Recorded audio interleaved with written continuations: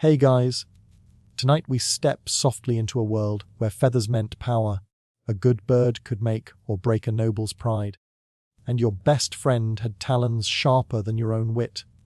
You'll wake up in the chilly pre-dawn hush of a medieval stable loft, where a falcon sleeps just feet from your straw, stuffed mattress.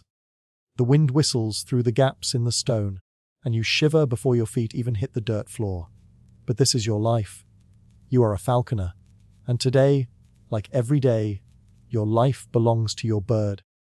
You probably won't survive this without getting a few claw marks, bruises, or a noble's condescending glare, just part of the package deal. So, before you get comfortable, take a moment to like the video and subscribe. But only if you genuinely enjoy what I do here. Drop a comment with your location and local time. I love seeing where and when people are tuning in from. Now, dim the lights. Maybe turn on a fan for that soft background hum, and let's ease into tonight's journey together. Your eyes blink open in the grey half-light, breath hanging in the air. The loft's not exactly luxurious. Your mattress is straw-filled, your pillows made of old linen, and the nearest thing to heating is the body heat of the sleepy kestrel huddled in a corner perch. She shifts, ruffles her feathers, and clicks softly. That's her version of good morning. You sit up, stretch, and knock your head on the low wooden beam for the third time this week. Codes. Medieval housing doesn't prioritize headspace. Your hands fumble for your woolen over tunic. Strict codes. The one that smells vaguely of hawk pellets and whatever you stepped in last Tuesday. You tug it over your line shift and shove your feet into boots that are barely dry from yesterday's hunt. Then you check on your bird. Her name is Elwen. You didn't choose it, your lord did. He wanted something putic. You call her Wen, mostly to annoy him. She's already awake, eyes like molten bronze, watching you like she's calculating your breakfast value. Falcons are not cuddly companions. They're apex predators with zero interest in friendship, but they tolerate you, just enough to let you feed them and keep them warm in winter. You climb down the ladder into the stable. The horses are still dozing, snorting quietly in their stalls. There's a faint smell of hay, sweat, and the ever-present undercurrent of manure. Medieval ambience, brought to you by nature. You make your way toward the mews, the enclosure where the falcons are kept when not flying. It's quiet, peaceful even. The wooden slats creak as you open the gate. And a few heads swivel, birds of all sizes, from the petite merlin to the imposing goshawk. You've known them longer than most people in the castle. Your job isn't glamorous, but it's respected. Sort of. Falconry is the sport of kings, and you're the one trusted to manage it. Codes. You're somewhere between stable hand and magician. The nobles nod at you, but rarely remember your name. You're just the falconer, and that's fine. You've seen what happens when you're too memorable in court. You head to the feed room. It's time to prepare breakfast. And no, it's not porridge. You take a small wooden tray and begin slicing up chunks of raw check and rabbit, carefully measuring portions. Too little and your falcon might not fly well. Too much and she won't fly at all. It's a delicance of hunger and trust. You know the rhythm by heart. By now, you've lost count of how many fingers you've almost lost. Falconers from this time often walk around with nicked thumbs, bruised forearms, and a permanent scent of old meat. You carry the tray back to the mews, murmuring softly to Wen, your voice low and soothing. She hops onto your glove, light as smoke, and begins her meal with deliberate savagery. You avert your eyes out of politeness. Nobility prefers their birds dainty. But there's nothing delicate about a falcon disassembling a chick. Historians still argue whether falconry was more a sport or a symbol, a way for nobles to show off their wealth, patience, and control over nature. But to you, it's both a profession and a relationship, one built on obedience, respect, and the occasional dead mouse. In the background, the castle kitchen stirs to life. You hear the clatter of pots, the bark of a cook, and someone cursing the lack of eggs. Breakfast for the humans is simpler. Bread, Maybe some owl if you're lucky, and cheese if the rats didn't find it first. But you don't eat yet. The birds come first. There's a rhythm to your morning. Feed. Clean. Inspect each bird's talons, wings, eyes. You hum softly, not because it helps, but because it keeps your hands from shaking. One slip, one falcon spooked, and you could be dealing with a gaping wound before sunrise. You remember last spring? Your friend, Geraint, got too confident with a new bird. She latched onto his forearm and wouldn't let go. Took 3 people and a torn tunic to pry her off. Geraint still wears the scar like a badge, but he doesn't go near peregrines anymore. Your birds are hooded now, small leather caps covering their eyes. It keeps them calm. You've made a few hoods yourself. Stitched from scraps of deer-hide, dyed with whatever berries you could pilfer. There's an art to it. They fit snugly but not tightly. Too loose, and a bird will shake it off mid-flight. Too tight, and shall remember, and not fondly. Outside, the light is changing. Dawn has officially broken. You can hear the chapel bells tolling somewhere distant. A reminder that while you live in this small world of feathers and flight, there's a larger one of prayers, politics, and plagues lurking just beyond. But this morning, it's just you and the slow rise of the sun over frostbitten grass. And even if your boots are wet, your breakfast codes, and your noble patron already yelling about yesterday's missed rabbit, there's something about this quiet moment. The breath of the bird against your glove, codes, the slow warmth of morning, the knowledge that for now you're the master of something wild. The sun climbs higher, slanting golden across the castle courtyard as you lead Wen from the mews. She rides your glove like a feathered empress, her talons gently digging into the thick leather. Around you, the world yawns awake. A scullery maid lugs a bucket of ash. A page chases a goose with the determination of a knight. And the steward, always slightly too awake for your taste, nods stiffly in your direction. You don't nod back. Your free hand is occupied with a lure, a bundle of feathers tied to a leather strap, meant to mimic prey. It dangles from your belt, swinging as you walk. Wen doesn't flinch. She knows it's not feeding time just yet. She's watching the sky, reading the wind. Codes. Falconry isn't just a game of meat and muscle. It's a study of nature, a partnership of predator and human. You feel the breeze on your cheeks and test the air for moisture. Too humid and the thermals don't lift right. Too dry and your bird tires faster. You mutter a few calculations under your breath. It sounds like sorcery to outsiders, but to you, it's routine. You head toward the training field, a patch of open land beyond the stable wall, where a low wooden perch waits in the middle. Some would call it unimpressive. You call it your office. Wen flutters her wings impatient. You smile slightly. She's in a mood today. Maybe the change in weather has her riled, strict codes. Or maybe she's just tired of being fed yesterday's rabbit. Falcons are picky eaters, especially when they've grown up around nobles who treat them better than some of their servants. You included. You remove her hood slowly. Her head darts forward the instant it's off, eyes sharp, scanning for movement. She sees everything. You could blink too quickly, and she'd notice. Then, the call. You extend your arm, giving her the signal, and toss the lure in a smooth arc. She doesn't hesitate. 1 second she's on your glove, the next she's airborne, slicing through the air in a fast, elegant curve. Her wings cut the sky like parchment. Your heart jumps. You've seen her fly 100 times, but it never gets old. The sheer grace, the feral precision, it's art in motion. She loops once, dives hard, and snatches the lure mid-air. Perfect form. You whistle softly. She lands back on the perch with a hop and an expectant look. Where's her reward? You toss her a sliver of meat.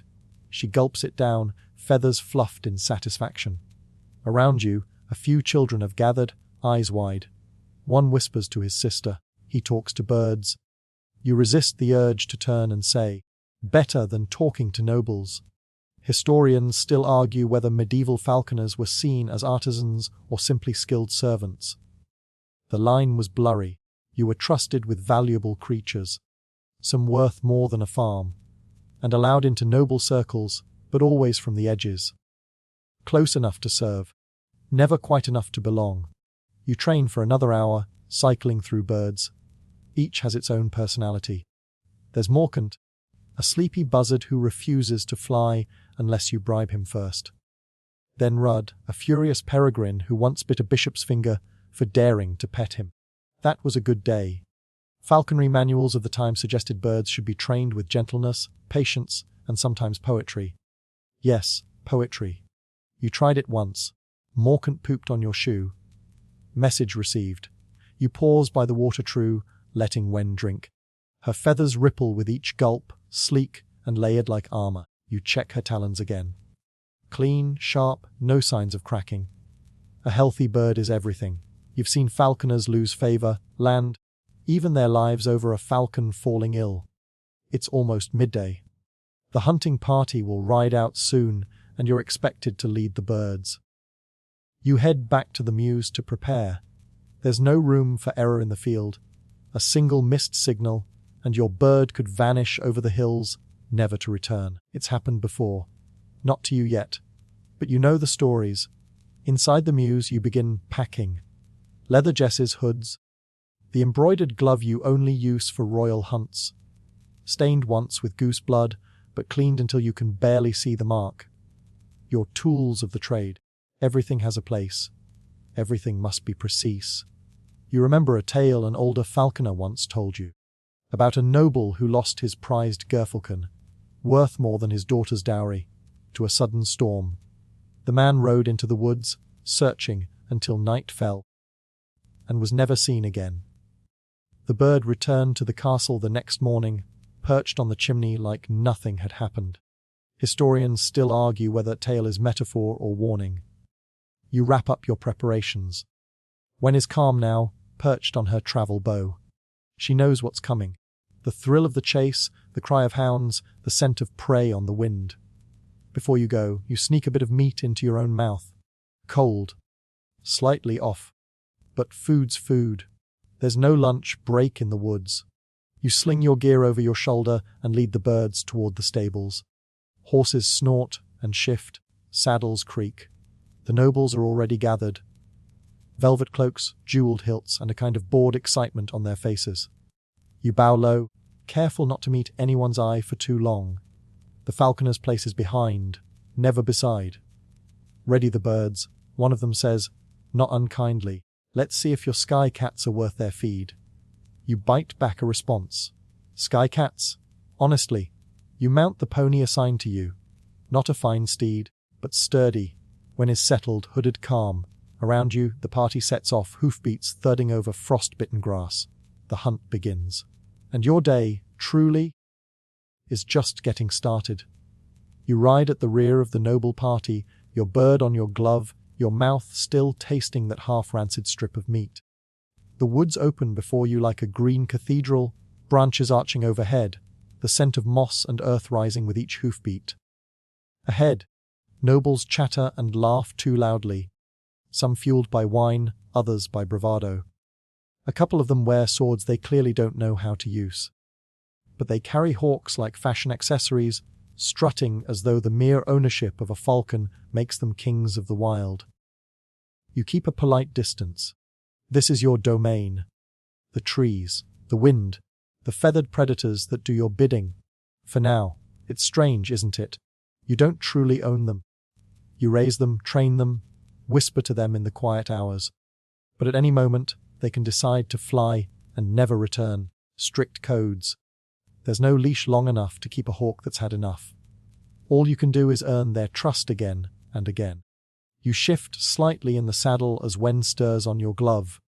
Even with her hood on, she feels the tension in your arm, the subtle shift in the air, the unspoken excitement of prey somewhere nearby.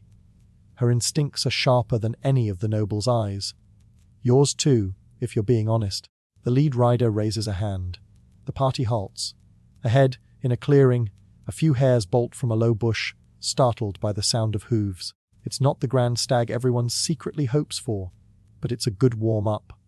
The master of hunt turns to you with a smug, expectant nod. Time to impress. You lean forward, whispering to Wen as you remove her hood. She blinks rapidly, taking in the light, adjusting. Then, in a single elegant motion, she launches from your glove, wings outstretched, slicing through the air with practiced power. The hairs are fast, but Wen is faster. She arcs high, then dives. Not straight, but in a tight curve, clever, adapting to the frantic zigzag below. One hair veers off. Bad move. Wen folds her wings and stoops. There's a thud. A puff of dust. And then the cry.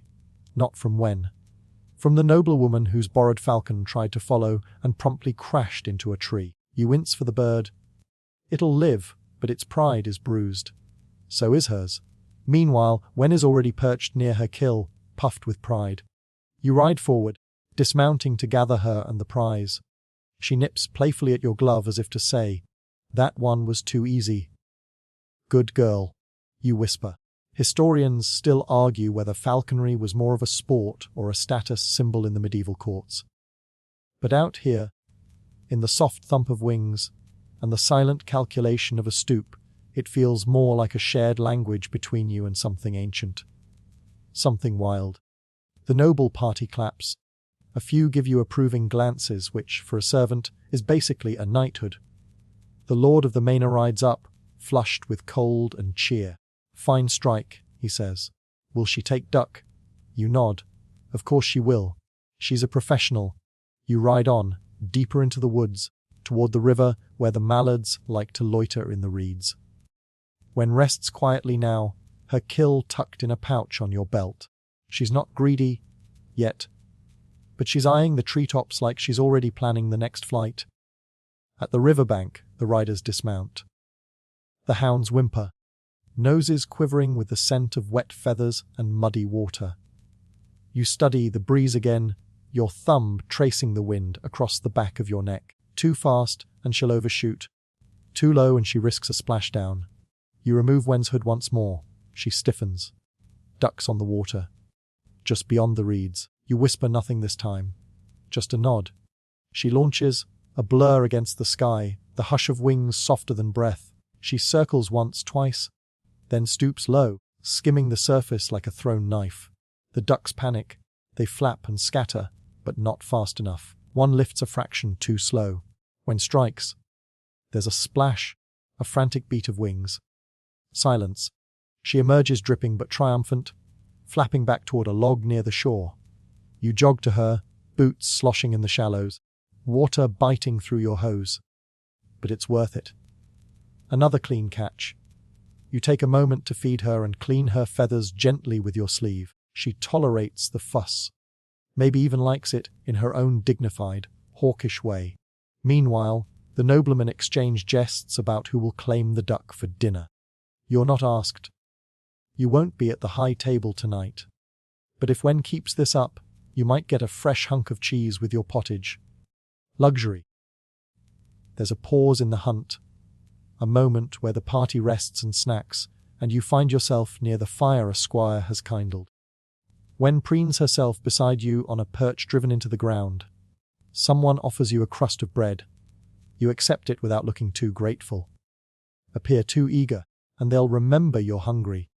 As the sun begins its slow arc downward, the hunt wraps up. 3 hares, 2 ducks, and 1 unfortunate pigeon, some overager hawk nabbed by accident. It's enough to declare the day a success. The nobles chatter about court gossip on the ride home. You listen in, quietly amused. Apparently, one baron's falconer trained a bird to fetch coins from fountains. The baron made a small fortune before the bishop declared it sorcery. The bird retired to a monastery. True story? Probably not. But you like it anyway. You're tired, bones stiff from the saddle, fingers raw from adjusting hoods and jesses all day. But Wen is calm, sated. That's what matters. As the castle walls come back into view, you feel it again. That odd in-between existence. You're not noble, not a farmer, not a monk, but you hold power on your glove. The kind that flies where it wills and answers to no crown. Not bad for a day's work. The castle gates creak open just as the last rays of sunlight slant across the muddy courtyard. The hooves of the returning riders splash through the wet earth, flinging flecks of muck onto already filthy boots. You'll guide your horse toward the mews, your private corner of the estate, while the nobles ride up to the hall, eager for wine, fire, and storytelling that may or may not involve their actual achievements from today's hunt. Wen is still on your glove, but her body has shifted. She's sleepy now, belly full, feathers slightly ruffled from a long day of flying. You talk to her softly as you pass the stables, and she shifts just enough to nibble at your finger. A reminder that, yes, she permits your company, but she is not yours. The mews are quiet, shaded beneath a lean-to-roof of mossy timbers. A row of perches stretches along the inner wall, each with its own tether and block. Some are empty. Those birds are on long-term hunts or have been taken north with the prince. Others blink at you in silence as you enter, their heads turning in eerie synchronicity, watching your every step. You unfasten Wen's jesses and set her gently on her perch. She flaps once, shakes her feathers, and bows her head. Tired, you ease the hood over her eyes and stroke her neck just once. Tomorrow, she'll forget this moment. But you won't. Feeding time follows.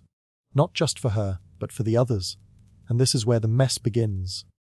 You pull out the day's spoils, 2 hares, the duck, and begin the grim work of butchery. Falconry is elegant in flight and grimy on the ground. With a small knife and a practiced hand, you portion off the meat, making sure each cut is lean, no feathers, no bone. You'll get a few scraps too, tucked in a cloth to boil later with onions if you're lucky. Waste nothing. As you work, the other birds fidget and shift, clicking beaks, tugging at tethers. Feeding time is a frenzy, but you know their rhythms. One bird prefers liver. Another won't eat until dusk. Strict's one. You're not even sure why. Only eats after you hum. Strict codes. Historians still argue whether these quirks were true knowledge or just the falconers projecting personality onto their birds. But when a half-pound raptor decides to go on hunger strike for 3 days because someone else tied her jesses wrong, you start to believe. You finish feeding and cleaning, hands sticky and arms aching. And then, the quiet. This is your favorite part of the day. The birds are full. The castle is distant. The evening air presses down like a blanket, and the smell of feathers and raw meat is oddly comforting. You sit on the little stool just outside the mews and take off your boots, letting your toes breathe. From the kitchens, faint laughter drifts through the night air, mixed with the clang of pots and the distant bark of a kitchen dog probably trying to sneak a shank. You won't be joining them. But if you're lucky, someone will remember to bring you a heel of bread or a bit of cheese. Instead, you eat from your own satchel. Bits of salted turnip and a sliver of yesterday's venison, cold and hard like shoe leather. You chew slowly. Your body aches, but it's a satisfying kind of pain, the honest sort. Wen makes a soft clicking noise behind you, half asleep. And then, like every night, you start your evening rounds. Each bird needs inspection. You run your fingers along wings, check eyes, claws, breast muscles. A falcon too thin might be ill. Codes, too fat and she won't fly tomorrow. It's a delicate balance. There's one young goshawk who's sulking. You suspected it earlier. She hasn't eaten, and her feathers are slightly puffed. A bad sign. Could be a chill or something worse. You place a hand gently against her chest. Fast breathing. You'll need to brew something for her. Maybe garlic boiled in wine, if you can sneak some from the kitchens. As you work, strict codes. You remember a story the old falconer told you when you were just an apprentice. He said one of the emirs from far off Damascus kept a falcon that could recognize human faces and refused to fly if a certain servant looked at her. People laughed, but the servant was reassigned, and the bird never missed another flight. Is it true? Who knows? But your birds have moods. They remember things, so you keep your voice soft and your hands steady. By the time the inspections are done, it's full dark. The moon creeps over the ridge of the roof, casting silver light into the mews. The birds sleep, one leg tucked, heads nestled backward into wings. Some dream, perhaps. Their talons twitch. You finally wash your hands with cold rainwater from the basin. The soap is harsh, ash and lye, but you scrub anyway. You know better than to go to bed reeking of meat. The rats are bold this season. Before you leave the mews, you whisper goodnight to Wen. Just a habit, not superstition. Probably. Your lodging is small. Half a room in the servants' wing, barely enough space to stretch out. But it's yours. A straw mattress, a threadbare wool blanket, and your one real luxury, a carved box with bits of spare leather, thread, your best glove, and a dried falcon feather you found last spring and decided was lucky. You lie down, and for a moment, everything is still, except the owl outside, and the night wind, and a distant scream from the woods. Probably a fox. Maybe not. You pull the blanket tighter. Tomorrow, it all begins again. Strict codes. Dawn filters in it with a rosy glow, but a cold, pale light that nudges the frost across your window into retreat. You blink awake to the familiar creak of roof timbers and a thud from the next room. Someone's boots falling to the floor. Your joints are stiff. Your mouth tastes like damp linen, and your fingers already itch for the leather of your glove. There's no dramatic dressing ritual. You pull on yesterday's woolens, now slightly less muddy, and lace up your boots with fingers still half asleep. Your tunic smells of bird, an odd mixture of musk, down, and the faintest tinge of meat. A scent that's followed you so long it's practically part of your soul now. Down in the mews, Wen is already awake. You can tell by the way her body shifts when she hears your steps. The soft metallic jingle of Jess's, the slow click of her beak. She's alert, and that means today she wants to fly. But it's not just about birds today. Today, you've been summoned to the steward's hall. Not a usual occurrence, and it rarely bodes well.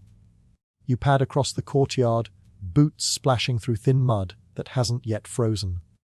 The air is sharp enough to sting your nostrils, and somewhere nearby, a stable hand sneezes with a curse that you pretend not to hear.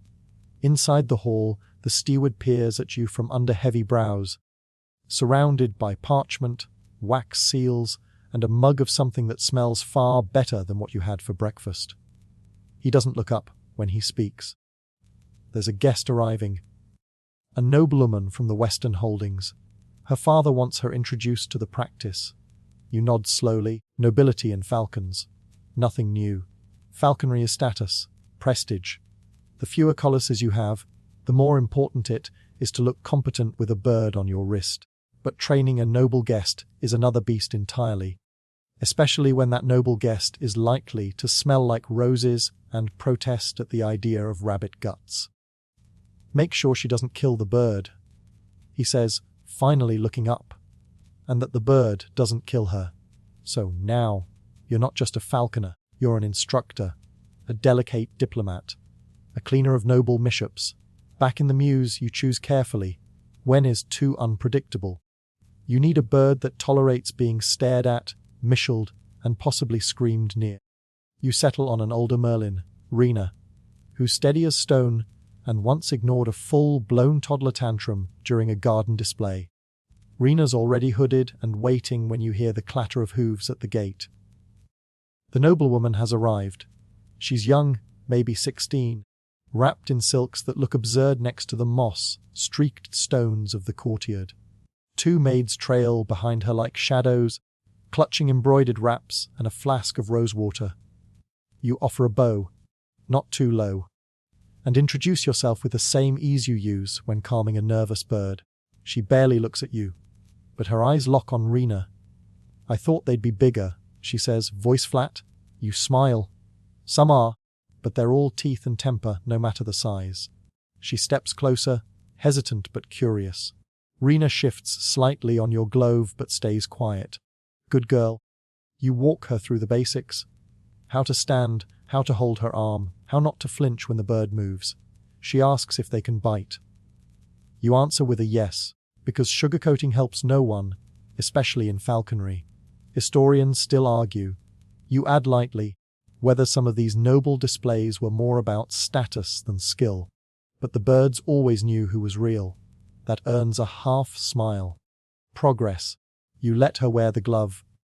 Rena hops from you to her, light as air, and for a moment the girl forgets everything. Her posture stiffens, but there's wonder in her face. Even the maids lean forward, mouths open. She's warm. She whispers, surprised. You nod. She's alive. The rest of the morning passes in slow, careful instruction. No flying yet. That'll come later. For now, it's about the connection, trust between Falcon and Falconer.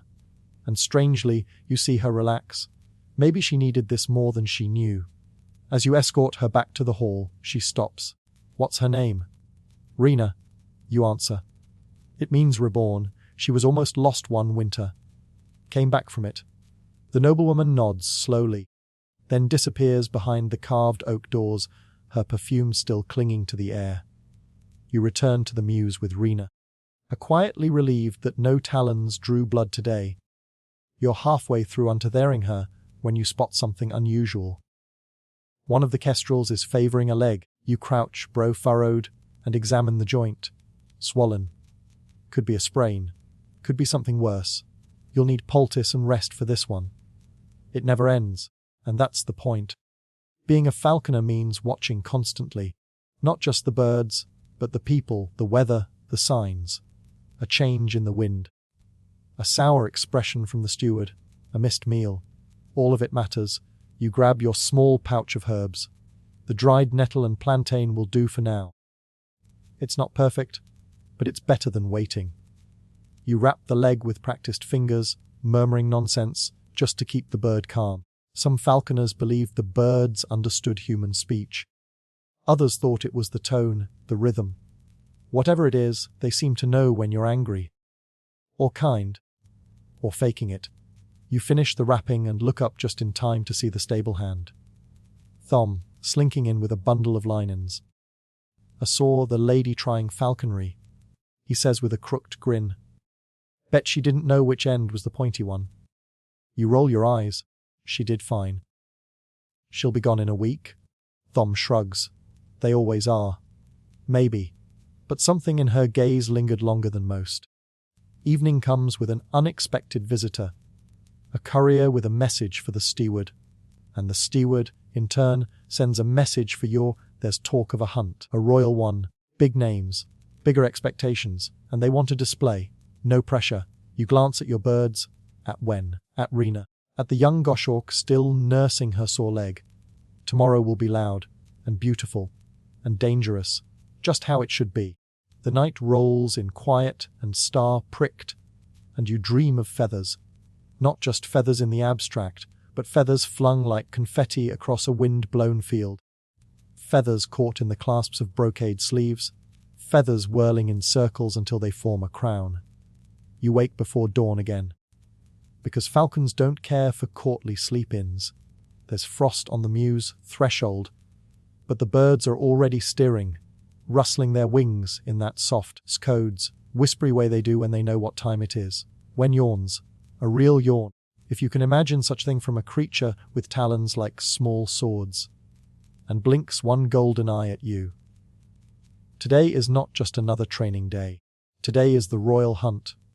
You've been called upon to impress nobles with names longer than their riding boots, and falcons who, if we're being honest, tend to have more personality. You lay out your equipment with meticulous care. Gloves oiled, hoods polished, lores freshly feathered. A jest and ready party of 3 Rena for her unfailing good behavior, Wen for her ferocity, oh wildcard. Yes, but you can't resist the drama. And a new young Saker falcon, Arlo, who's yet to prove anything but looks stunning in the sunlight. The nobles arrive like a tide of velvet and Satan. Horses prance, hooves clattering. The hunt is ceremonial, more for show than substance, though every now and then some poor deer gets surprised and becomes dinner. The royal family's standard is flying. A reminder that even your falcon sneeze could be judged today. You feel eyes on you as you approach. Codes.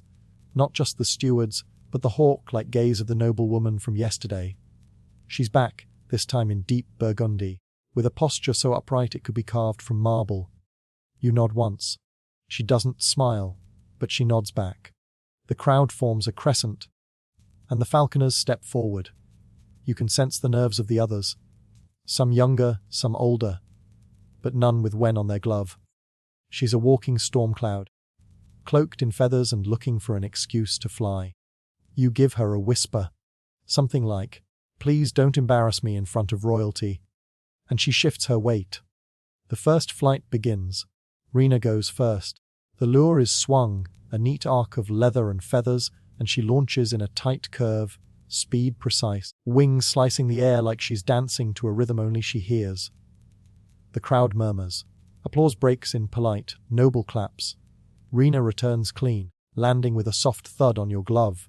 Predictable, reliable Rena. Then Arlo. The younger falcon has flair, but not the sharp control yet.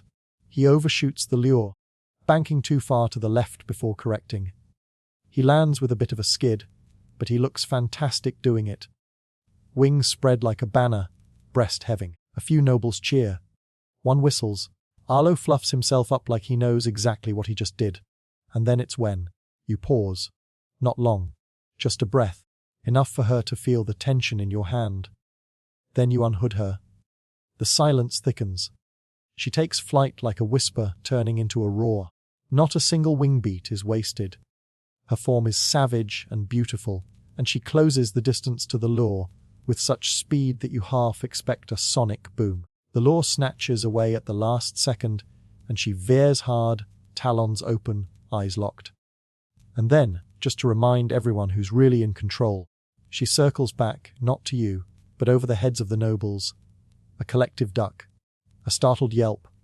One young lord hits the dirt dramatically, and his powdered wig goes sailing. Wen returns a moment later, calm as you please, to land on your glove like a curtain call. You can almost hear her thinking, "That'll do." The noblewoman claps. Just once, but earnestly. You bow slightly in return, suppressing a grin. Later, you're summoned again, but this time not by the steward. It's the noblewoman. Alone. She wants to know if she can fly Wen. You blink. You want her. She was magnificent. She's also moody, temperamental, and once tried to eat a priest's sleeve. "Perfect," she says, a rare smile curling at the corners of her mouth. So you spend the rest of the afternoon walking her through Wen's quirks. How she doesn't like being rushed. How she responds best to a low tone. How she flares her feathers when she's testing you. The noblewoman listens, absorbing every word like it's scripture, and when Wen steps onto her glove, it's not graceful, it's clumsy. But it works. Historians still argue whether noblewomen in falconry were truly equals in the hunt or merely ceremonial, ornamented with birds as fancy as their hats. But you've seen this one-handle Wen, and Wen doesn't do ceremony. As the sun dips, the falcons are fed. Quail and bits of hair, neatly portioned. Your elbow deep in feathers and bone when Tom the stable hand leans in again. Word is the king himself asked who flew that bird. You snort. The bird flew herself. But he asked your name. Them insists, wide-eyed. You shrug. What's in a name? You've spent your life buried under hoods and talons, remembered more by the birds you keep than the title you wear. Still, it's something. As you scrub your hands in a bucket that's more mud than water, you glance up at the darkening sky. A single star's visible, trembling a little. The noblewoman passes on her way back to the hall. She stops just long enough to say, "Same time tomorrow." You nod, and Wen watches her go. Morning comes with that peculiar kind of silence only a falconer notices. The pause before the mews stir, before feathers begin to whisper and beaks tap at wood. You rise instinctively, like a clock wound by crowing roosters and the internal rhythm of creatures you've tethered your life to. There's a chill in the air, but no frost. Spring's flirting with the manor, one dew-slick blade of grass at a time. Today, you're heading into the woods. You pack for it careful in gloves, hoods, jesses, lures, and a few scraps of rabbit in a pouch that now smells like regret. Orlo stays behind. He's not ready for the chaos of the wild. Rena comes, and of course Wen. The noblewoman, Lady Ellen, as you've now learned, is already waiting at the edge of the stable yard, dressed in something remarkably practical for someone born with titles. No velvet, no brocade, just sturdy boots and a wool tunic. "You're late," she says, though you're not. She's just early. The forest unfolds like a painting as you walk. Light pours through the leaves in long golden streaks. Everything smells like wet bark and young earth. You explain how a proper forest hunt differs from the manicured pageantry of yesterday's lawn performance. There's unpredictability, wind, terrain, wild prey. The falcon might vanish into the trees. Sometimes they don't come back for hours. Sometimes not at all. She takes that in quietly. And you still let them go. You smile. They're not pets. They're partners. Some of them. More like old coworkers who occasionally try to claw your face. Rena flies first. She's steady, scanning the underbrush for movement. A pheasant darts out. She dives. But too late. The pheasant disappears into a thicket like a magician's assistant. Rena circles and returns, nonplussed. No meal today, but she got a stretch in. She ruffles her feathers with a shrug, if birds could shrug. Lady Ellen steps forward with Wen. She's been practicing. The way she carries herself, the way her arm doesn't tremble under the weight. You nod to let her know you've earned this. She unhoods Wen. The falcon hesitates, then launches. In the air, Wen becomes something else entirely. She glides in slow arcs above the trees, eyes trained downward. Then, a burst.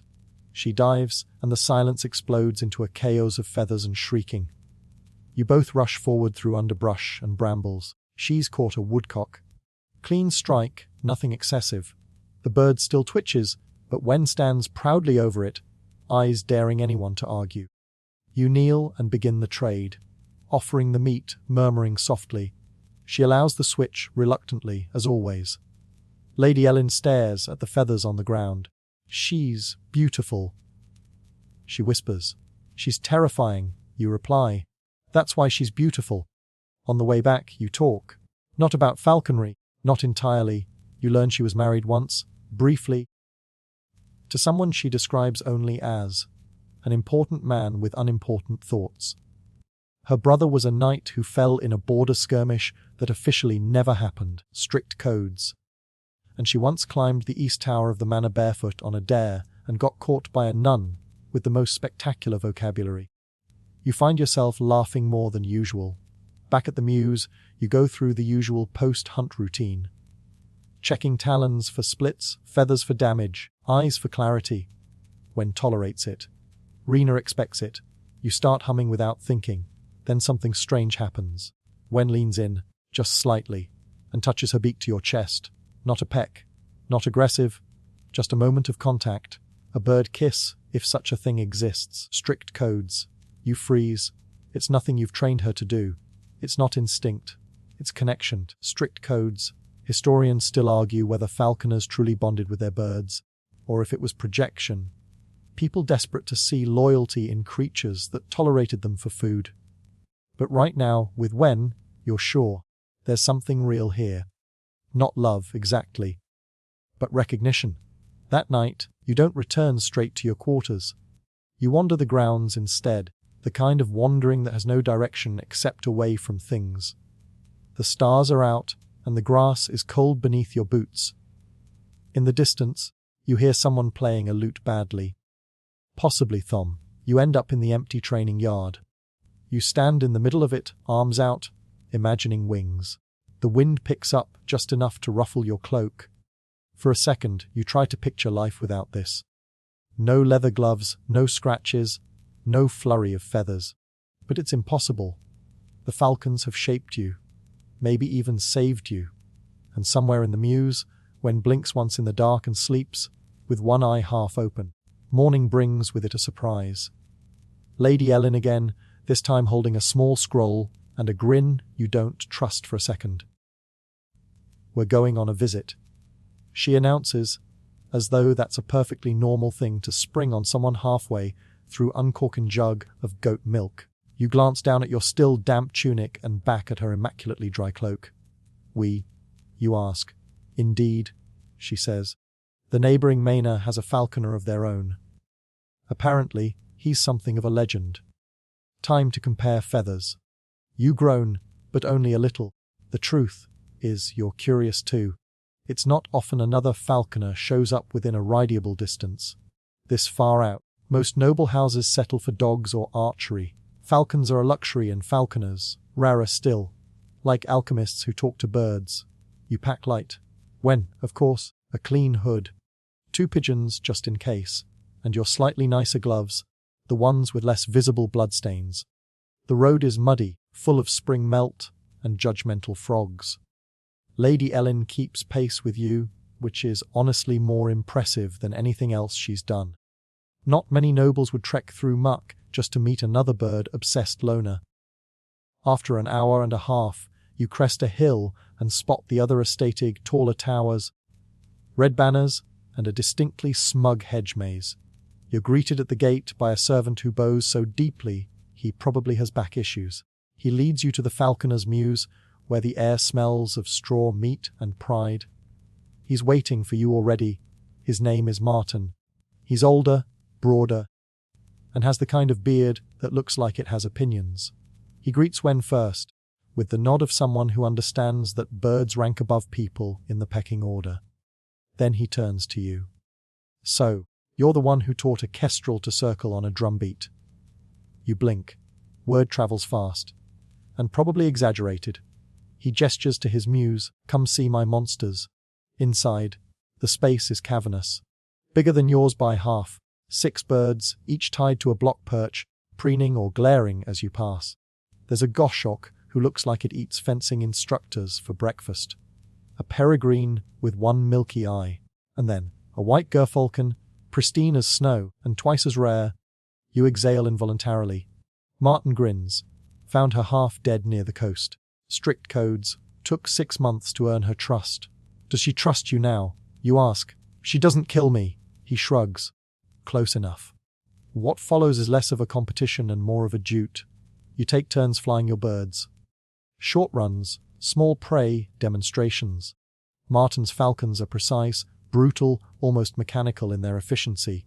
Wen, by contrast, has flair. She doesn't just catch the bait. She performs. Spins, swoops, flares her wings dramatically before landing like she's curtsying. The onlookers, mostly bored noble children, and they're even more bored nurses, actually clap. Someone tries to feed her a bit of pie. You intervene just in time. Afterwards, Martin pulls you aside. "You've got a different style," he says. Meaning, less control, more trust, like you let the bird be a bird. You nod slowly. "Isn't that the point?" He chuckles. "Depends who you ask." You spend the rest of the visit exchanging stories. How he once used a falcon to distract a guard during a midnight escape. How you trained a merlin to catch bats, didn't last long, but it made for great rumors. And how, once, a monk tried to exorcise your muse because the birds whispered Latin in the dark. Historians still argue whether falconers were considered respectable artisans or eccentric quasi-sorcerers. One thing's for sure, you don't get into this trade for status. You do it for the moments. Split-second dives, the flick of a wing, the eye contact across species. Back at your own manor, the muse feels smaller somehow. Not worse, just cozier.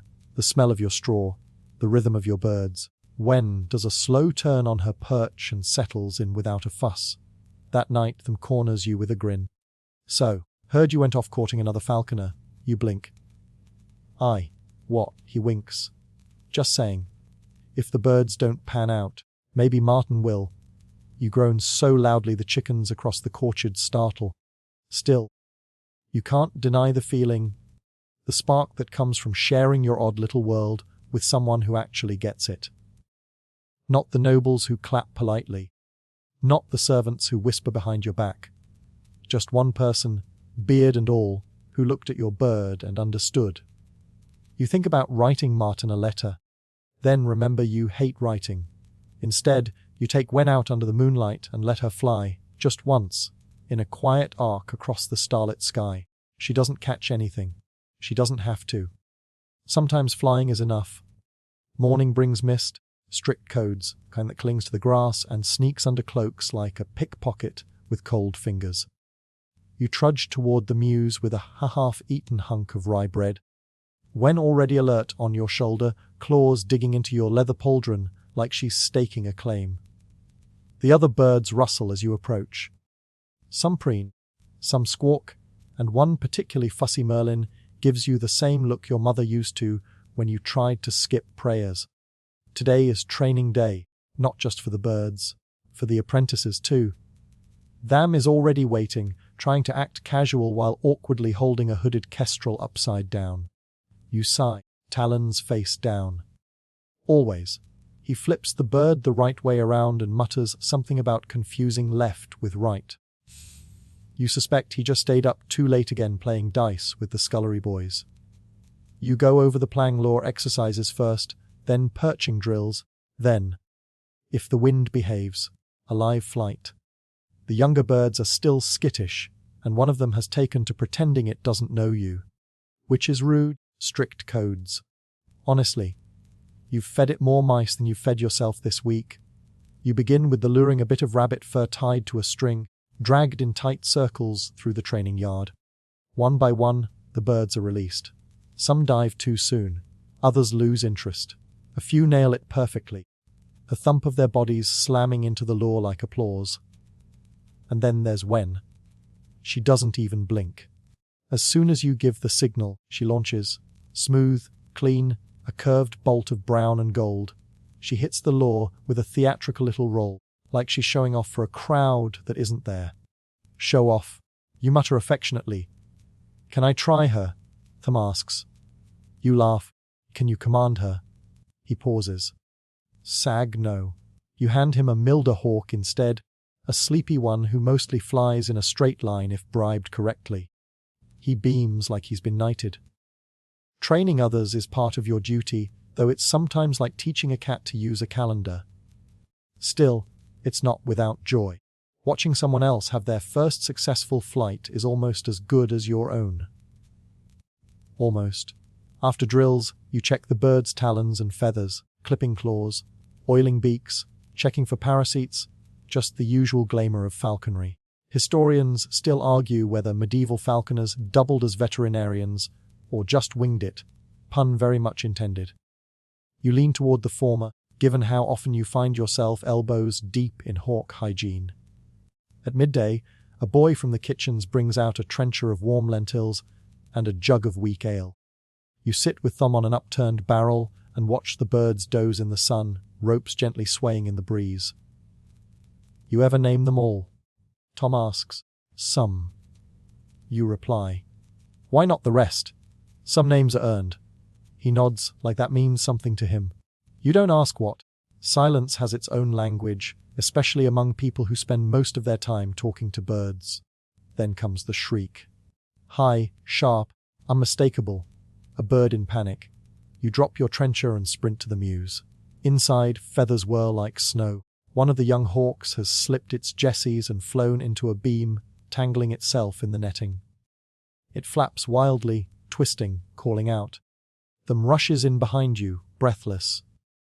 Ladder, you bark. He bolts to fetch it. You climb with all the grace of a bag of rocks, but manage to reach the bird.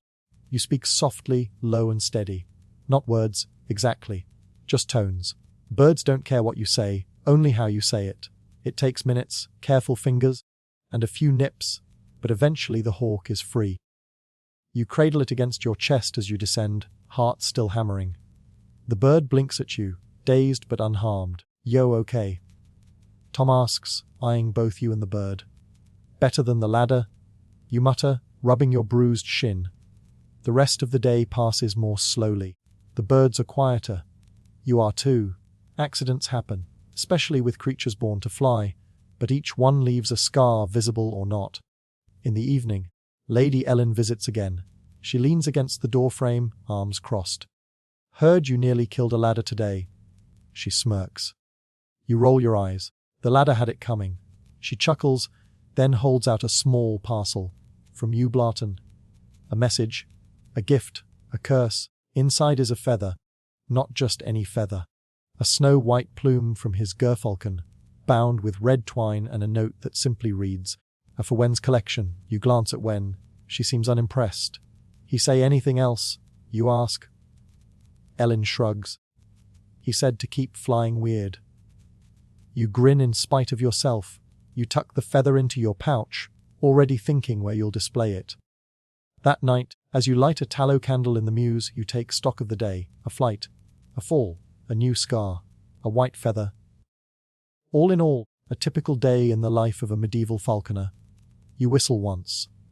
When ruffles her feathers, then settles. Thom snores softly from the cot you insisted wasn't for him. Outside, the stars begin their silent turn. You wake before the rooster crows, not because you're eager, but because Wen decides your face looks suspiciously like breakfast. A gentle nibble on your ear is her signature alarm clock. You groan, roll over, and mumble something unkind about falcons with boundary issues. She doesn't care. Today is a hunting day. There's something sacred in the rhythm of it. The careful preparation, the measured breathing, the hush that falls over the fields just before a bird takes flight. You pull on your boots, still damp from yesterday's mist, and layer up in wool and leather. It's cold. Not frost on the grass cold, but definitely, you won't feel your fingers by lunch cold.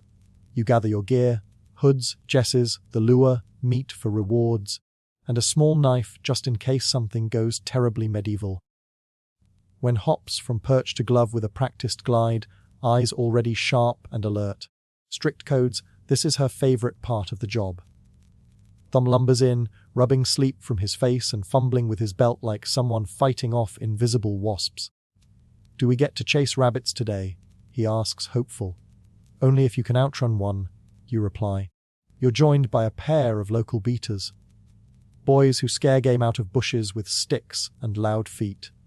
They greet you with cheeky grins and mud-streaked faces. The kind of kids who'd survive anything except a bath. By sunrise, you're in the field. It's all silence and signal now. You move through high grass, dew soaking your knees, eyes scanning for motion. When perch is on your gloved arm, head swiveling like a tiny knight in constant suspicion of dragons. When the beater boys kick up a hare, time slows. With a twist of your wrist, Wen launches. She slices through the air like a thrown knife, wings carving sharp lines against the pale sky. You hold your breath. She's faster than the hare but has to be smarter too. The chase zigzags wildly, prey darting, predator adjusting, the whole field a chessboard of instinct. She strikes. Feathers and fur collide in a whirl, and then silence. You rush forward, arriving just as Wen settles, one talon pinning the now still hare. You whisper thanks, not to Wen, but to the rhythm of the old ways. There's something primal and ancient in this dance. It's not about violence.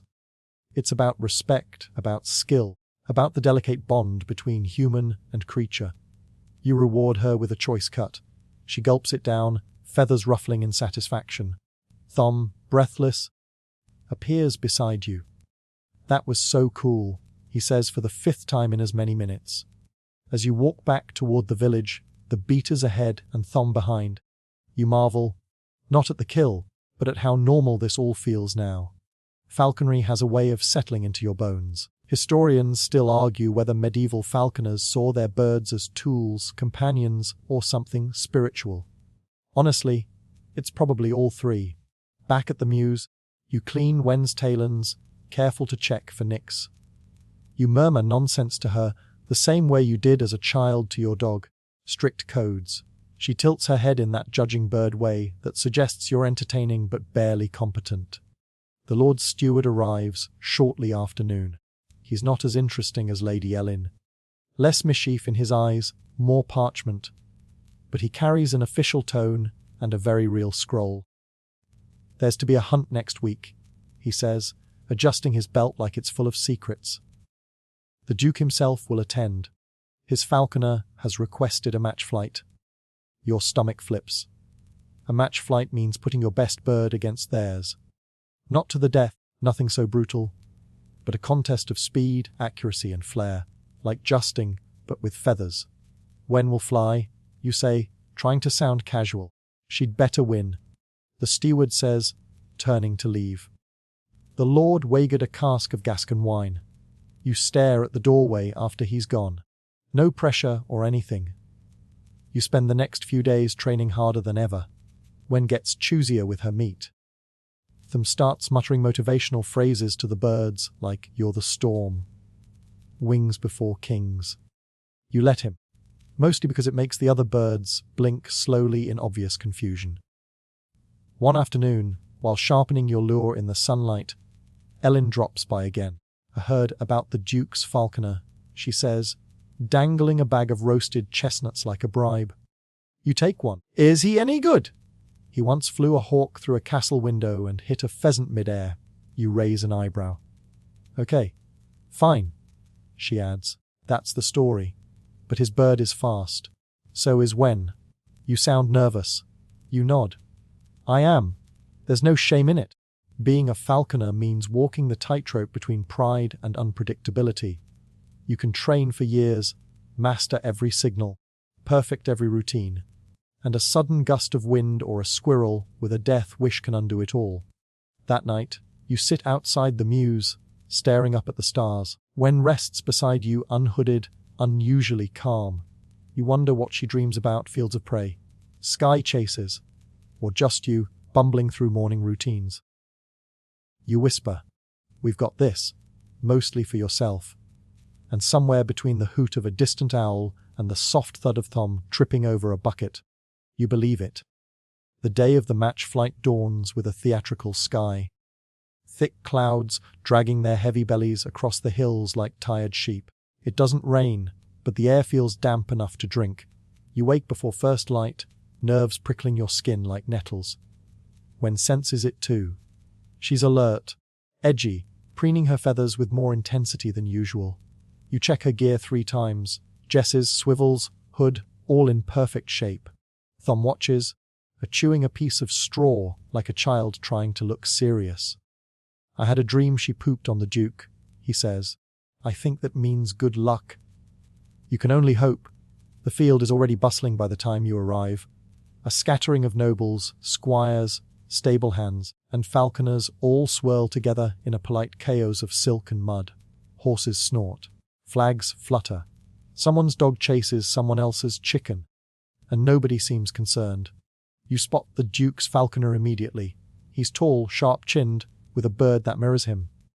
Sleek, piercing-eyed, and absolutely insufferable. A white gerfalcon, no less. The avian equivalent of turning up to a cabbage-picking contest in a chariot pulled by unicorns. Eleric, he says, offering his name with a tilt of his head. And this is Silver. His falcon flexes her talons in response, icy and precise. You nod. Win. You reply simply, and she clicks her beak as if to say, "Don't test me." Lady Ellen is there too, lurking under a ridiculous hat. "No pressure," she calls. "But I bet half a roast pig on you. Also, don't mess it up." Your lord appears beside you with a smile that says you're the entertainment today. "Do your best," he says, and you nod, trying not to wonder how much Gascon wine this really hinges on. The flight begins with ceremony. A rider unfurls a banner. A trumpet toots enthusiastically in the wrong key. And the lure is released. 2 handlers gallop across the open field, dragging leather and feathers behind them on long cords. The goal is for each falcon to pursue, strike, and return with the cleanest arc. Speed, control, and elegance. Those are the metrics. Eric unhoods Silver first. She bursts upward like a spark, veering into a tight spiral before zeroing in on the lure. She's fast. Even you can't deny it. She strikes hard and clean, wheeling back to her falconer in a tidy parabola. There's polite applause. The kind that says, "Well done, but also we're reserving judgment." Then it's your turn. You steady your breath. The field stretches ahead, wide and waiting. You remove Wen's hood slowly, speaking to her in a whisper only she can hear. "Let's show them," you murmur. She launches. Unlike Silver's sharp burst, Wen starts with a graceful curve, soaring higher before descending with almost arrogant control. Her wings cut cleanly through the air, every movement deliberate. When she strikes the lure, it's not with brute force, but a precision that makes you grin like a fool. And then she does something you didn't train for. She loops. Not just a circle, but a flourish. A wide, slow loop that arcs over the field like she's signing her name in the sky. The nobles gasp. Eric stiffens. Wen lands on your glove with the drama of a curtain call. You don't speak. You don't need to. The crowd buzzes with commentary. Someone shouts something about poetry in flight. Even the Duke chuckles, clapping your lord on the back. Wine's yours, he says, not unhappily, although I still think my man's bird could take a raven in a brawl. Maybe, your lord replies, but mine's got style. Later, when the crowd disperses and Wen is back in the mews tearing into a well-earned feast, you lean against the wall and feel the fatigue creep into your bones. Not just tiredness, but that kind of hollow, grateful tiredness that comes from giving everything and watching it pay off. Historians still argue whether these public match flights were more about sport or spectacle, whether falconry was revered as a sacred tradition or paraded as noble pageantry. Today, you think it was both. You felt it in your fingertips, in the hush of the crowd, in the whoosh of air as Wen looped like a comet. Tom finds you there, tossing chicken bones into a pail. Do you think she meant to do the loop? He asks. No idea. Do you think she could do it again? Not if we asked her to. He nods, satisfied. Birds are weird. Later, in the stillness of twilight, you check the birds one last time. Wen does lightly, one eye half open in that hawkway that says, I'm always watching. You think back to your first week, when you were afraid to even touch a bird without permission. Now you spend your days with talons perched inches from your face and find it comforting. That night, you lay out under the stars, straw mat beneath you, the hum of insects rising in the air. The sky stretches wide above, and you let your thoughts wander. You think about how few people in the world will ever know the weight of a falcon on their arm, or the quiet thrill of watching it vanish into the sky, trusting it will return. You've earned that trust, not just from Wen, but from the Lord, the court, even Elric begrudgingly. But most importantly, from yourself, Strickco's, and that, more than the wine or the applause or the roast pig, is what makes this day one you'll remember. You awaken to the soft thump of wings and a clatter of claws across the wooden perch beam. Morning again, though your bones feel like they haven't slept. Wen is already preening, casual as a cat that didn't just outflee a duchy's worth of birds yesterday. Tom brings a tray of meat scraps and a smug look. They're still talking about the loop, he says. The castle is quiet this morning, as if everyone collectively decided to let their headaches wear off in peace. The aftermath of feasting, boasting, and perhaps some light, gambling echoes softly in the hallways. One squire supposedly tried to woo a noblewoman by reciting poetry about hawks. He was booed back into his chambers, where he remains to this moment. You should be resting, but instead you're summoned by your lord. A new commission has arrived. Not a match, this time. A diplomatic gesture, strict codes. A noble from the northern reaches is arriving in 2 days, and he is famously obsessed with falconry.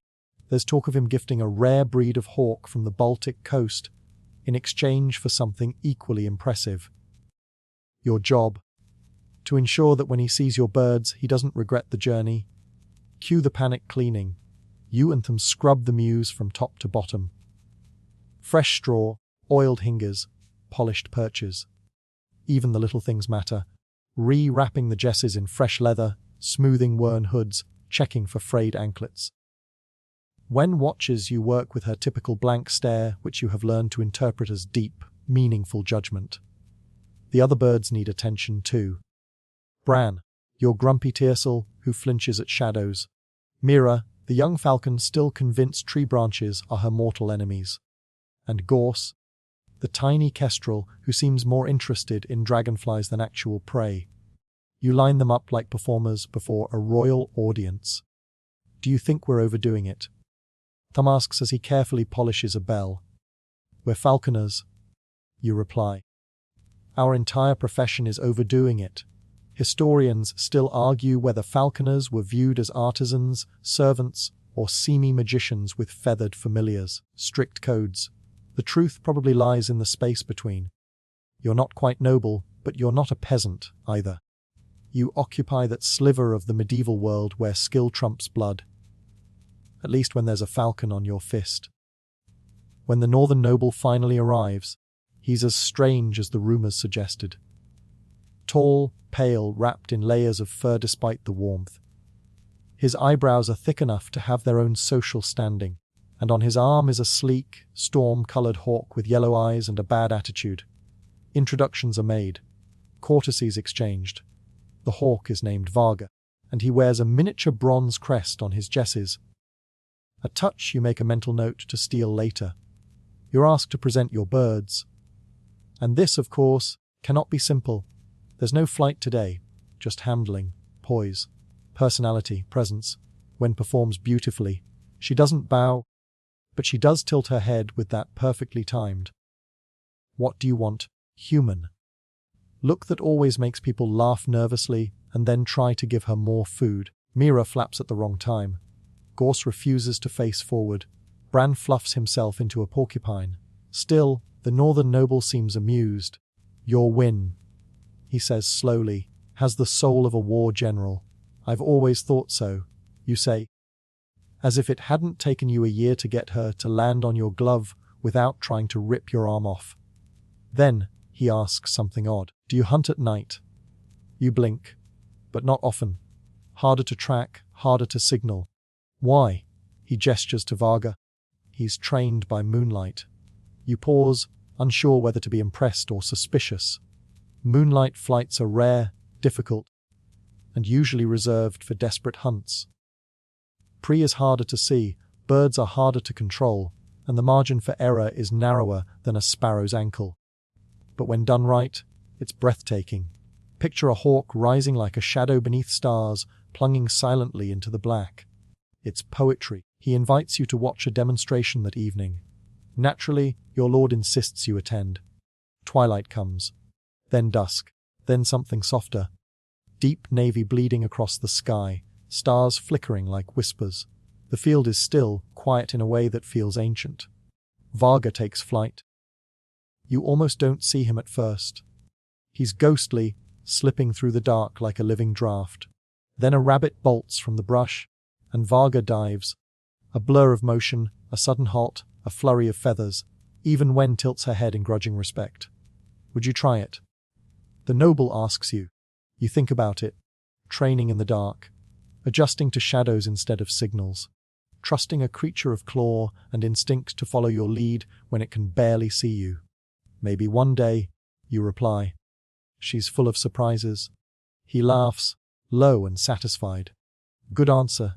Later, under torchlight, you both exchange tokens. He gives your lord a carved falcon medallion, and you're granted a spool of finely braided jess cord made from Baltic flax. Not bad for a day's diplomacy. As you return to the mews, Wen clucks softly in her sleep. The other birds rustle, feathers shifting like leaves in a breeze. You sit beside them, watching their chests rise and fall, listening to the quiet. The line between falconer and falcon blurs at night. You breathe together, wait together, dream together. You think about flying beneath the moon, and you wonder what Wen dreams of. You wake with a crick in your neck and hay in your hair. The mews smells of damp straw and well-fed birds. Something between forest floor and barnyard breakfast. Wen greets the morning with a yawn, tongue surprisingly pink, eyes sharper than ever. She seems different today, like she's scheming. You stretch, groan, and instantly regret both. Today, you're heading beyond the castle walls. Not for sport or show, but for necessity. The larder is low, the weather's calm, and the lord's table needs restocking. That means real work.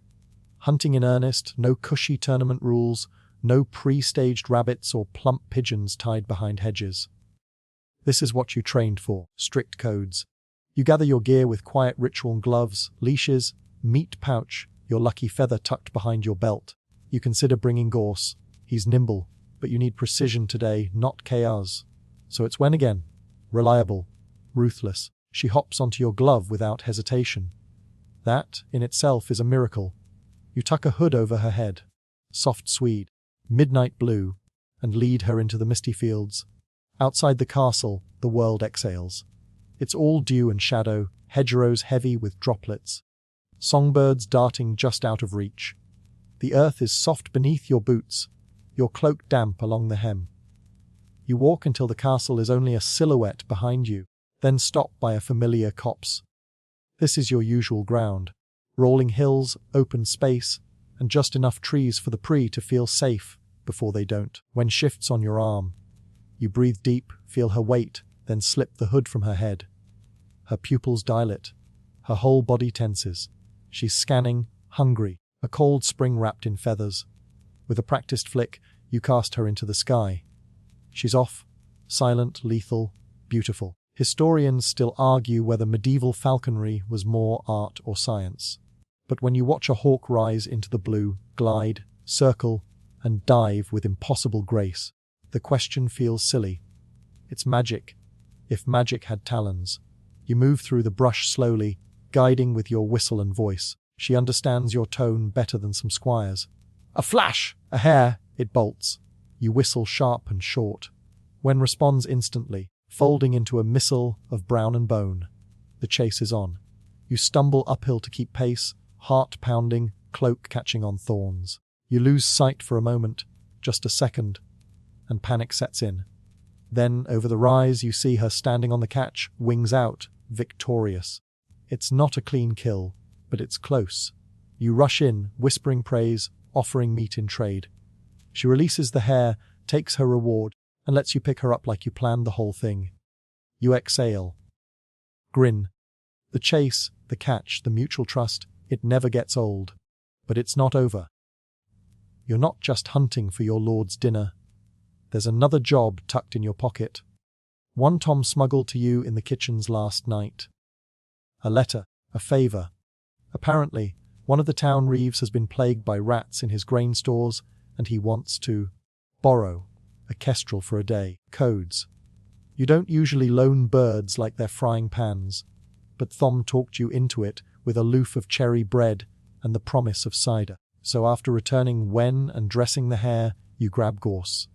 Tiny, feisty, and hilariously unbothered by anything that isn't shiny or edible.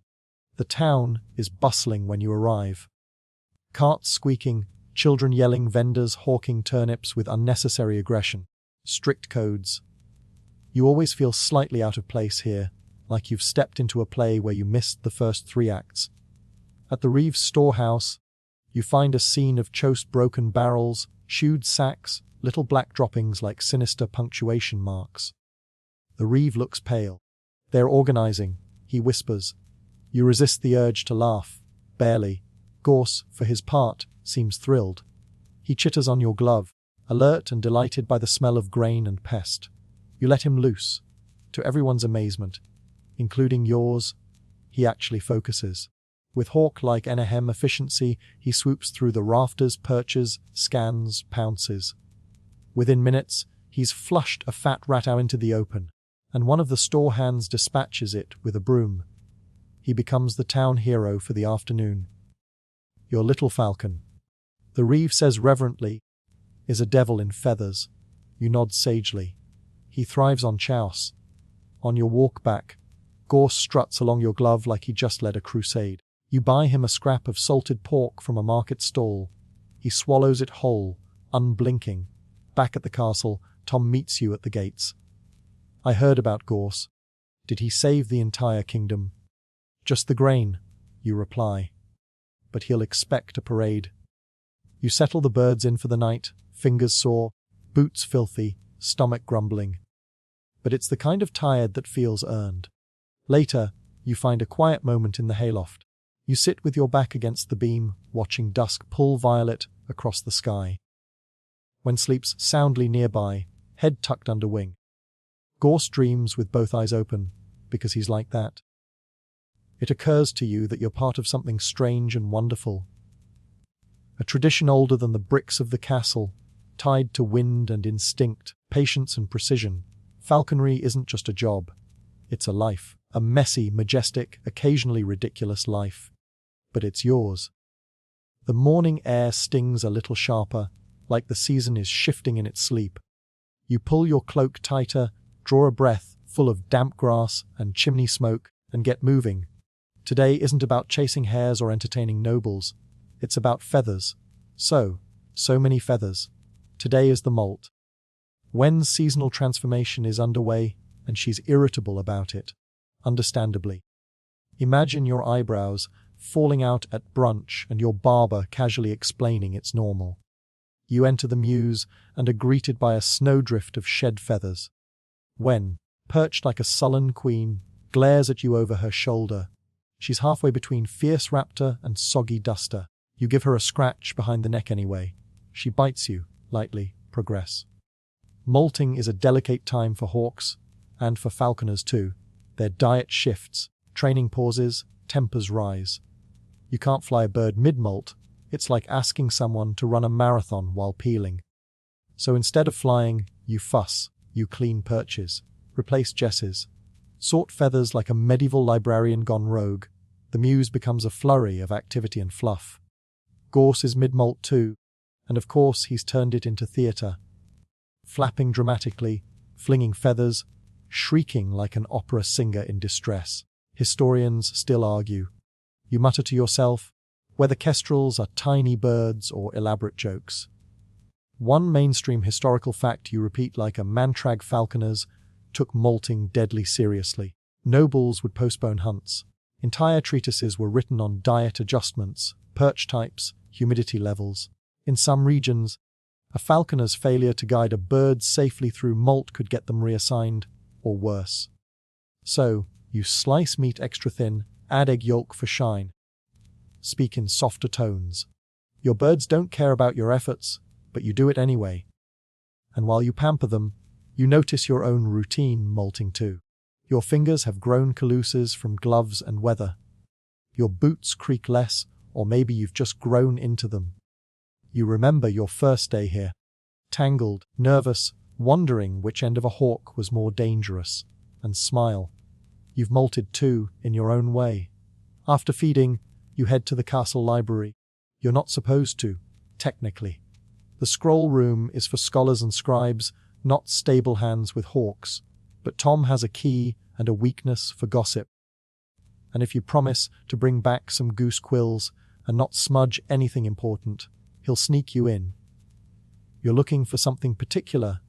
The Book of Sake. Albans, or at least a battered copy of it. Inside, there's a list of birds and who's allowed to own them. It's rigid, almost hilarious. An emperor may keep an eagle, a king a gerfalcon, a nobleman merlin, you, a kestrel or a common tiercel if you're lucky. There's no mention of whatever scrappy bird tolerates your presence and doesn't bite off your ear, which would honestly be more accurate. You thumb through the pages, careful not to leave prints. The illustrations are beautiful. Birds mid-flight, talons extended, their falconers drawn as heroic. Angular figures with perfect posture and questionable hats. You wonder if they ever dropped their gloves, tripped over their cloaks, or accidentally fed a prize hawk half a meat pie. Probably. Another fringe tidbit: some falconers believed birds molted better if serenaded with lute music. You try humming on the walk back, Wen seems unimpressed. Gorse does a little dance. Back in the mews, a merchant is waiting. He's dressed well. Clean boots, fur-lined sleeves, eyes that have seen 100 trade routes. He says he heard about your birds from the reeve. Says he's travelling south and wants a falconer to ride with him, just for a season. It's not the first offer you've had, but it's the most tempting. Freedom, travel, warm lands, maybe even a tower to yourself and birds that haven't named your fingers Tuesday's snack. But then you look around. At the mews you've built up. The familiar shape of Wen hunched on her perch. Tom's cloak flapping in the distance as he balances too many tankards. Even the castle, its weathered stones and drafty halls, feels like part of your feathers now. You thank the merchant, say you'll think on it. Which means no, but politely. Instead, you spend the afternoon making jesses. Quiet, repetitive work. You cut leather into strips, soften it with oil, braid it just right. It's a task that invites thought. And you do think.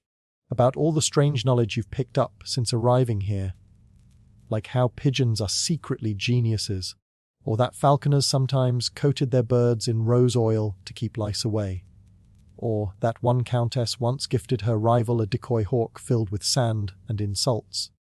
Historians still argue whether that one actually happened, or if it was just medieval tabloid drama. You remember the first time Wen landed on your glove, how light she felt, how powerful, how terrifying. That feeling never really leaves. As night falls, you light a single lantern and hang it in the mews. It casts long shadows and gentle warmth. You sit near Wen, sipping lukewarm cider, reading lines from the book you borrowed. In the silence between the flight and the fall, the falcon waits and knows more than us all.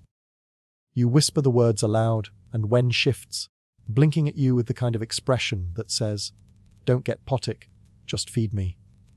Gorse, by contrast, has nestled in your hood and is gently snoring. The molt will pass. The feathers will regrow. And so will the next hunt. And the next. You don't know what tomorrow brings.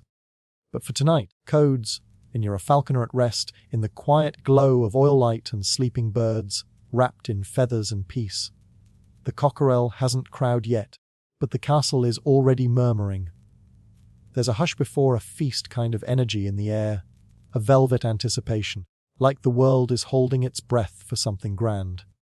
Today is the Lord's hunt, an affair so ornate it may as well come with embroidery and a trumpet solo. And you're right in the center of it.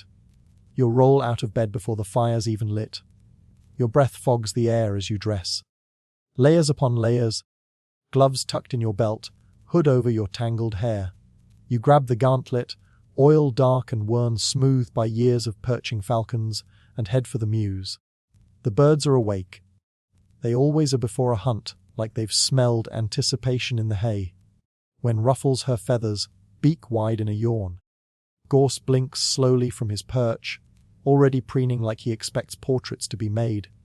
You take them out one by one, slip on the hoods, check the jesses, whisper the little phrases that calm both bird and keeper. The other falconers are bustling too. Old Arn with his grizzled merlin, young Seller nervously checking straps over and over. No one talks much. You're all focused. Because if things go wrong today, it's not just your bird that looks foolish. It's you. And by extension, your noble lord and his house, and possibly his great-grandfather's memory. No pressure. You load the birds onto their travelling perches. Horses are pawing the ground nearby, and the scent of oiled leather mixes with hay and damp wool. Someone's hound breaks from its handler and has to be wrangled before it sniffs a falcon's tail. Choss, already. Glorious. By mid-morning, you're deep in the woods. The noble party moves like a caravan of theatrical ambition. Silks, banners, a polished armor that serves no purpose besides reflecting sunlight and egos. A trumpeter trails behind them, red-cheeked from blowing announcements no one asked for. Your job: walk just behind the lead riders, bird on glove, eyes scanning for motion. The forest here is golden and green, leaves whispering stories overhead.